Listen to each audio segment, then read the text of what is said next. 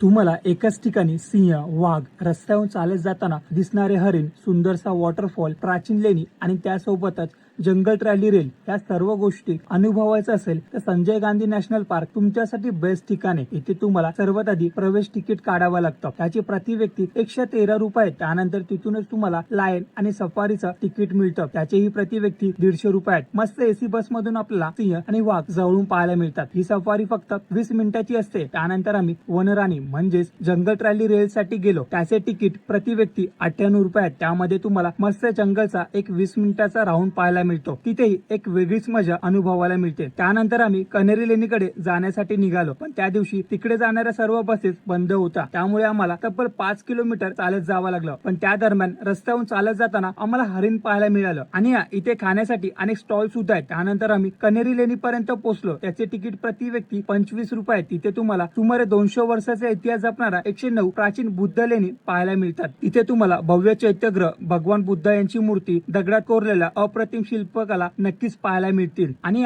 पावसाळ्यात इथे तुम्हाला सुंदरसा वॉटरफॉल पाहायला मिळतो। तिथे तुम्ही जाऊन मस्तपैकी एन्जॉय करू शकता। तुम्ही जर संजय गांधी नॅशनल पार्क मध्ये आलात, त्या ठिकाणी नक्की भेट द्या। भेटूया लवकरच एका नवीन व्हिडिओ मध्ये।